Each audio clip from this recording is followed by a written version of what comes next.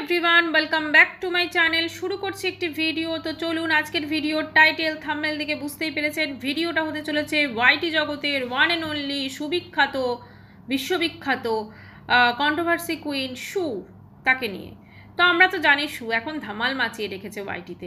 শু ভীষণ proud feel করছে কিন্তু, যে ওকে নিয়ে এত আলোচনা, ওকে নিয়ে এত ভিডিওস হচ্ছে। কি ভাবছেন আপনি ভিডিওস করছেন তো দুঃখ হচ্ছে? একদম না, আমরা ভিডিও করছি, ওর আনন্দ হচ্ছে, কারণ ওর পাবলিসিটি হচ্ছে। নেগেটিভ পাবলিসিটি সেই বাট হচ্ছে। তো এখন কথা হচ্ছে যে এইমাত্র একটা দুটো ভিডিও দেখেছি। একটা তো ব্লগ চ্যানেলে এসেছে যেখানে ও জামা কাপড় ভাঁজ করছে, সেটাতে তো অবশ্যই আসছি। তারপরে হলো এবার একটা কাঁদতে কাঁদতে ভিডিও, ইমোশনাল হয়ে, মানে ওই চ্যানেলে একটা ভিডিও হয়ে গেল, এই চ্যানেলে একটা ভিডিও হয়ে গেল, মানে আজকের কোটা ওর হয়ে গেল। এখন যা ভিউজ আছে মোটামুটি এটাতেই হয়ে যাচ্ছে। তো সেখানে কান্নাকাটি করছে। কি ব্যাপার? সে আর নাকি কোনোদিন কন্ট্রোভার্সি ভিডিও করবে না। আপনার মনে হয়, আপনাদের মনে হয় এর আগে কতবার সে বলেছে আমি আর কন্ট্রোভার্সি ভিডিও করব না, আমি আর কন্ট্রোভার্সি ভিডিও করব না, বিদায় ইউটিউব, বিদায় এই, বিদায় সেই, বিদায় ওই। আমরা কি দেখেছি সেইটা? আবার উনি দুদিন পর চলে এসছেন কন্ট্রোভার্সি ভিডিও করতে। কাজেই এইবারও যারা ওকে সত্যিকারের ভালোবাসেন ভাবছেন ও কন্ট্রোভার্সি ছেড়ে দেবে, ভুল করছেন। ও কন্ট্রোভার্সি ছাড়বে না। হ্যাঁ, সাময়িকভাবে হয়তো এক দুটো ভিডিও দেবে না, কারণ ওর এখন ব্লগ চ্যানেলে যা ভিউজ হচ্ছে, তো সেটা তো আর কিছু বলার নেই। এইবারে আসি ব্লগ চ্যানেলে। কি দেখেছেন কন্টেন্ট? হ্যাঁ, একদিন আগের দিন বলে যাচ্ছে একটুখানি ফুস করে একটু দিয়ে যাচ্ছে, তারপরের দিন সেইটা নিয়ে কিন্তু হচ্ছে। আগের দিন কি বলে গেছিল যে ও এসি কিনেছে, তো সেই জন্য শোকেস ড্রেসিং টেবিল কেনার টাকা নেই, সেই জন্য ওই যেহেতু ওই শোকেসটাতে মিরর আছে ওইটা নিয়ে যাবে, তো তার জন্য জামা কাপড়গুলো সব এদিক ওদিক করতে হবে, তো সেইটার জন্য সব বের করতে হবে এরপর। তো তারপরে টু বি কন্টিনিউ ছিল, তাই তো। তো এবারে আজকে দেখা গেল সেই শোকেস থেকে সমস্ত জামা কাপড় বের করেছে। তারপরে বলছে আমি এখন সব গুছোচ্ছি, কর্তারগুলো এখানে রেখে দিলাম, ও এসে দেখে দেবে ঠিক করতে কোথায় কি রাখবে না রাখবে, আর আমি আমারগুলো গুছোচ্ছি। তো আমি শাড়ি নেব না। শাড়ি এখন কেন নেবে? কারণ জানে তো পার্মানেন্টলি থরি যাচ্ছে, ওখানে মাঝে মাঝে, এখানে কিছুদিন, ঠিক আছে, এইভাবে চলবে।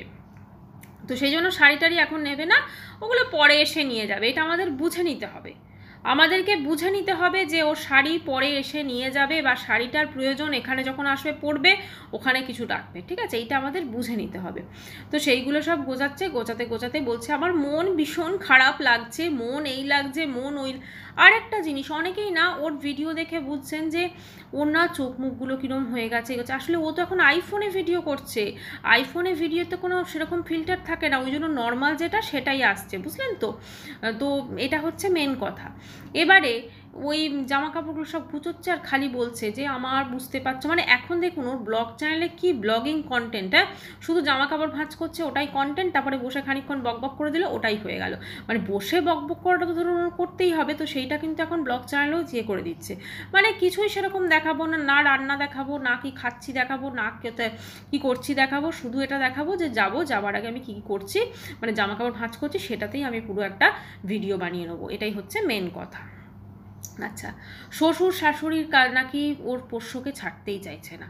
এতদিন বলতো আমার শ্বশুর শাশুড়ি পোষ্যকে দেখতেই পারে না, তাহলে কোনটা সত্যি ধরবো? হঠাৎ করে কেন এত বদল হয়ে গেল, এটাও তো ভেবে দেখতে হবে।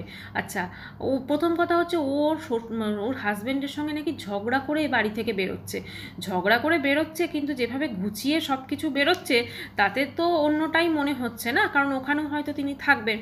তো এবারে কথা হচ্ছে যে ও ভিডিওর মধ্যে কিন্তু প্রচুর কন্টেন্ট দিয়ে দিচ্ছে, যে বলে দিচ্ছে যে যাতে মানুষের মনে সন্দেহ হয় যে মানে এই আমার কর্তা এখন বাইরে গেছে, এসে তারপর ওকে জিজ্ঞেস করে দেখবো জামা কাপড়গুলো, মানে সমস্ত যে ঠিকঠাক আছে সেটা কিন্তু বুঝিয়েও দিচ্ছে, ঠিক আছে। তারপরে সেকেন্ড ও যে ভিডিওটা করেছে, যেটা ওর মেন চ্যানেল, সেখানে বলছে যে আমি যে তোষকটা অর্ডার করেছিলাম সেইটা না আমি ক্যান্সেল করে দিয়েছি, ঠিক আছে, কারণ তোমরা অনেকেই বলছো বা অনেকে এটা নিয়ে করছো, তো সেজন্য আমি তোষকটা ক্যান্সেল করে দিয়েছি। তো তারপরে কথা হচ্ছে যে এগুলো হলো, আর এখন নতুন একটা হচ্ছে এই বাবানের সঙ্গে নাকি ওর সম্পর্ক আছে।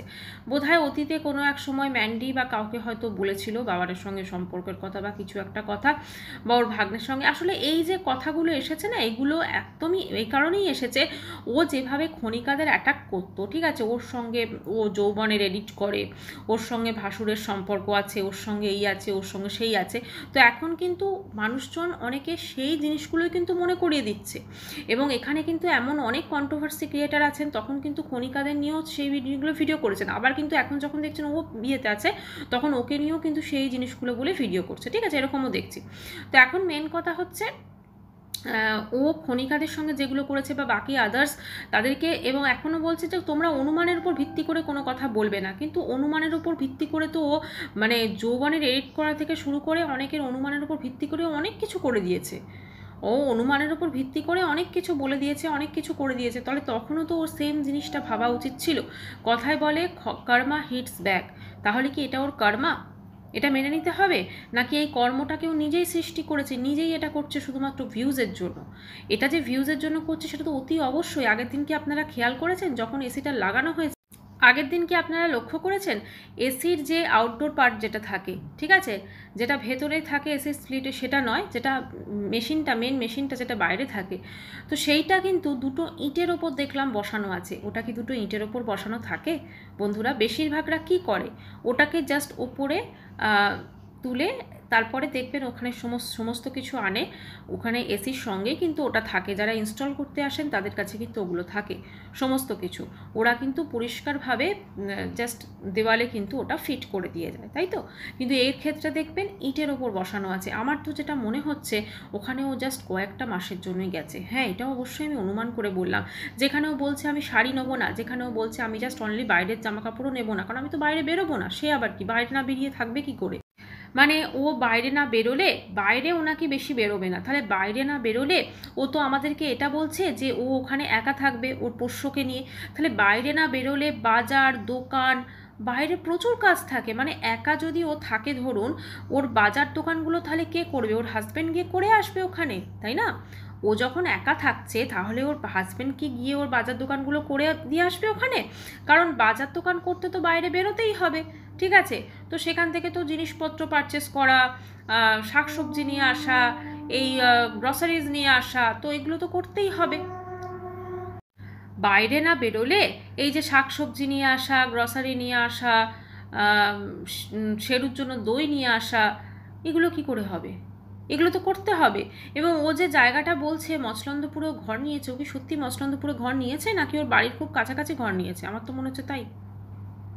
যাই হোক, এখন এগুলো তো করতে হবে, এবং এগুলো করলে তোকে বেরোতেই হবে, এছাড়া একা থাকাতে তো হাজারটা কারণ থাকে বাইরে বেরোনোর, তাই না? মানে জল জানি না ও কী সিস্টেম করবে, সমস্ত কিছু হাজারটা কারণ থাকে বাইরে বেরোনোর, তো সেই জন্য তোকে বাইরে বেরোতেই হবে। সে যদি ও মনে করে শুধু আলু ভাজা বেগুন ভাজা পটল ভাজা দিয়ে ভাত খাবে, তাহলেও তো সেগুলো আনতে ওকে বাইরে বেরোতে হবে। ওদিকে ব্লিঙ্কিট আছে কি না জানি না, আবার অনলাইনের এখনও শপিং তো থাকে, ব্লিঙ্কিট বা এগুলো হয়তো সেগুলো বাড়িতে পৌঁছে দেবে, হতেই পারে, ঠিক আছে, যদিও সেখানে ভালোই দাম নেয় তবু সেই পৌঁছে দেবে। আচ্ছা, এবারে কথা হচ্ছে ও এই যে নাটকটা করছে, এখন যে এসে বলছে আমি কন্ট্রোভার্সি চ্যানেল থেকে বিদায় নিলাম, ও কোনোদিনও কন্ট্রোভার্সি চ্যানেল থেকে বিদায় নেবে না। ও ভাবছে কন্ট্রোভার্সি চ্যানেল থেকে বিদায় নিলে আমার ব্লগ চ্যানেলটা দাঁড়িয়ে যাবে। আজকে এই টোটাল যে জিনিসটা হয়েছে না, এর পিছনে অনেক রিজন আছে। ওর হাজব্যান্ডের সঙ্গে ওর কীরকম কী আছে আমি জানি না, বা ও যেটা বলছে তার মধ্যে কতটা সত্যতা আছে জানি না, হয়তো খুব সামান্যই ঝগড়াঝাটি হয়েছে, কিন্তু ওর হাজব্যান্ড যে নিপাট একজন মানে ভালো মানুষ সেটা কিন্তু দেখেই বোঝা যায় ওনাকে। এবার দেখুন, মানুষের মুখ আর মুখোশ দুটো আলাদা হয়, হয়তো আমরা যেটা দেখছি সেটা হয়তো নাও হতে পারে, কিন্তু আমার কথা হচ্ছে যার সঙ্গে 12টা বছর কাটানো যায় তার সঙ্গে বাকি জীবনটাও কাটানো যায়। আর ও বলছে যে শ্বশুর বাড়িতে বা ওর হাজব্যান্ড বা ওর উপর যে টর্চার বা এই ধরনের কথা যেটা বলছে, মানে ও থাকতেই পারেনি, হ্যাঁ, প্রচুর নাকি ওকে মেন্টাল টর্চার হয়েছে, ও যেহেতু, আমার মনে হয় ওর থেকেও অনেক খারাপ অবস্থায় অনেকে থাকে। এবং অবশ্যই সেখান থেকে বেরিয়ে এলে প্রপার ওয়েতে বেরোয়। আজকে ও যে ওখান থেকে বেরোচ্ছে, ও এক্স্যাক্টলি মানে ওয়াইফ তো থেকে যাবে ওর হাজব্যান্ডে, তাই না?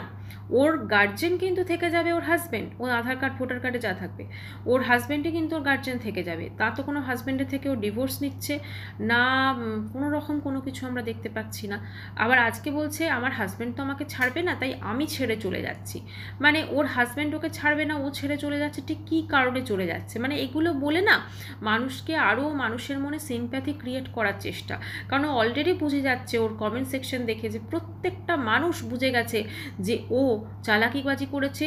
ও যে আজকে এসিটা কিনেছে সেটা শুধুমাত্র ক্রাউড ফান্ডিংয়ের টাকাতে কিনেছে, এবং সেটা কিন্তু প্রত্যেকটা মানুষ বুঝে গেছে। ইনফ্যাক্ট ওর যারা ভালো ভিউয়ার্স, যারা ওর পজিটিভ ভিউয়ার্স, তারাও কিন্তু বুঝে গেছে। তারা সেইভাবে কমেন্টস করছেন, কেউ বলছেন তোমাকে ছেড়ে চলে গেলাম, তোমাকে আনসাবস্ক্রাইব করলাম, অনেকে দেখছি বলছে তোমাকে রিপোর্ট মারলাম, এগুলো।